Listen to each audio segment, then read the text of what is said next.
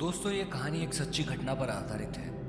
ये कहानी एक ऐसे छात्र की है जिसने समाज को ये संदेश दिया कि चाहे परिस्थितियां कैसी भी हों, अगर हम में उसे पार निकलने का जज्बा है तो कोई भी परेशानी बड़ी नहीं होती।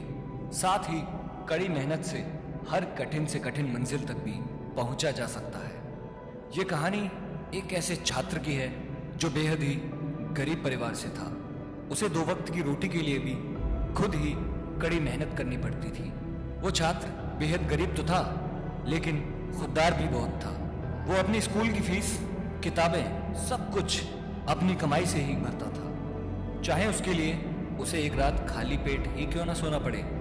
वो छात्र हमेशा कोई ना कोई काम करके स्कूल की फीस के लिए पैसे इकट्ठे किया करता था। वो छात्र पढ़ाई में भी अच्छा था। छात्र की ईमानदारी और अच्छाई देखकर स्कूल के कुछ बच्चे उससे नफरत करने लगे।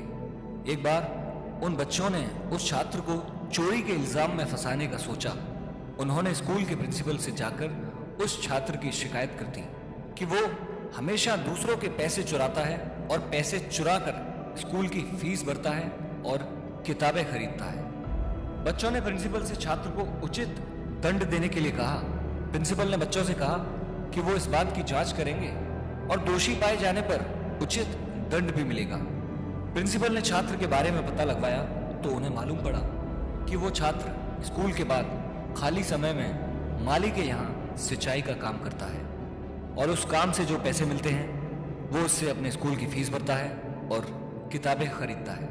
अगले दिन प्रिंसिपल ने उस बच्चे को सबके सामने बुलवाया और उससे पूछा कि तुम्हें इतनी दिक्कत होती है तो तुम अपने स्कूल की फीस माफ क्यों नहीं करवाते।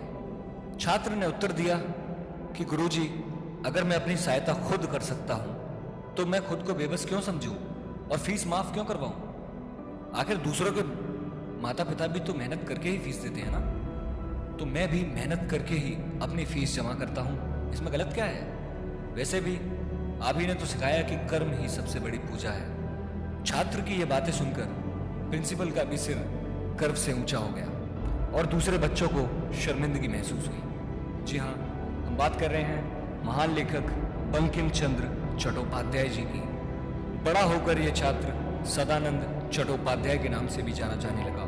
सदानंद चट्टोपाध्याय को बंगाल के शिक्षा संगठन के डायरेक्टर का पद मिला था। अब आते हैं इस कहानी के सार पर। इस कहानी से हमें ये शिक्षा मिलती है कि हमेशा इंसान को अपने कर्मों पर विश्वास रखना चाहिए। सफलता पाने और आगे बढ़ने के लिए दूसरों पर निर्भर होने के बजाय खुद कड़ी मेहनत करनी चाहिए। मेहनत और ईमानदार व्यक्ति हमेशा बुलंदियों की ऊंचाइयों को छूता है। मुझे उम्मीद करता हूं कि ये कहानी आपको बेहद पसंद आई होगी।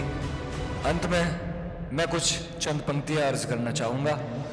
रख हौसला वो मंजर भी आएगा, रख हौसला वो मंजर भी आएगा, प्यासों के पास चलकर खुद समंदर भी आएगा।